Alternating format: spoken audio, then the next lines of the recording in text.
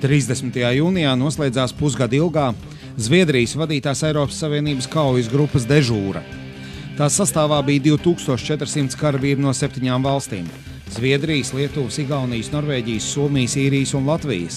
Mūsu armija tajā piedalījās ar 160 karavīriem, no tiem 140 veidoja tās manevra rotu. 2. jūlijā Ādažu bāzē vizītē ieradās kaujas grupas komandējošie virsnieki, lai tiktos ar mūsu karavīriem. Eiropas Savienības kaujas grupas komandieri pulkvedi Torbjornu Larsonu lūdzām raksturot Latvijas karavīrus un mūsu vienības spējas. Latvia, small country, but you have a great contribution to the battle group. You was actually the third biggest contribution to the battle group. And it's impressed. And how you may describe this contribution of Latvia in battle group? Yeah, the contribution from your country, Latvia, was actually what we call a quick reaction force, a company size.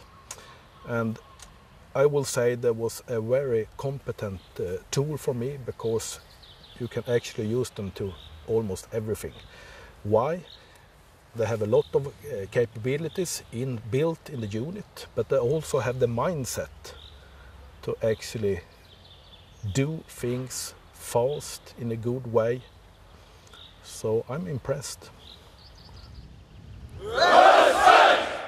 Thank you, Eris. In your hand you will soon have the battle group coin, and that is my way to say thank you to you.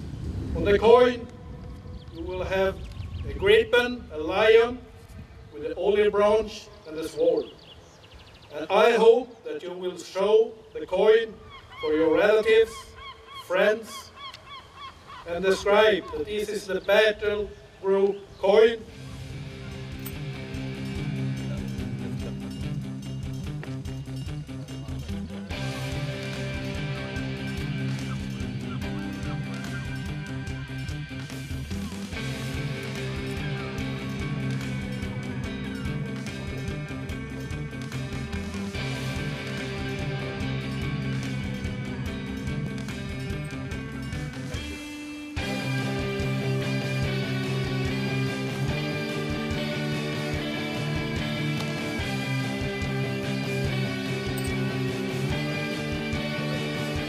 Pulkveža leitnants Māris Utināns bija Latvijas kontingenta komandieris, vienlaikus ieņemot arī kaujas grupas štāba priekšnieka vietnieka amatu.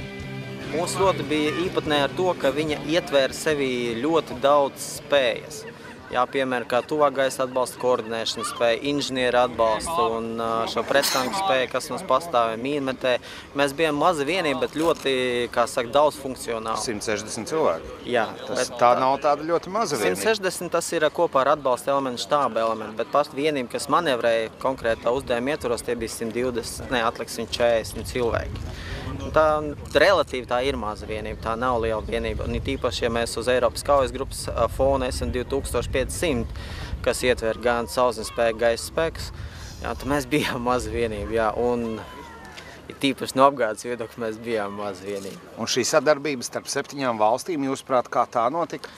Tā ir laba pieredze sadarbības organizēšana un šī te, kā saka, to izaicinājumu vienmēr izcināšana, jo katrai valstī vairāk vai mazāk ir šīs savas procedūras, it īpaši, kad šī te Eiropas kaujas grupas sastāvs nav tieši tikai NATO valstu ietvaros, bet arī Zviedrija, kas nav NATO, un viņa procedūras ir drusku savādākas attiecīgi. Bet strādājot iepriekšējo gadu, mēs sastrādājāmies ļoti labi un izveidojam savstarpējās attiecības un sapratām, kā mēs spējam atbalstīt viens otru. Gan no apgādes viedokļa, ko Zviedri mums nodrošināja, un arī, kā mēs ar savām spējām nodrošināt un atbalstīt šķietami neticam, bet viņu arī, kaujas bataljonu. Mēs spējām atbalstīt dažādu uzdevumu veikšanā, kā viņu rezervu, kā komandieru rezervu. Kas tu esi?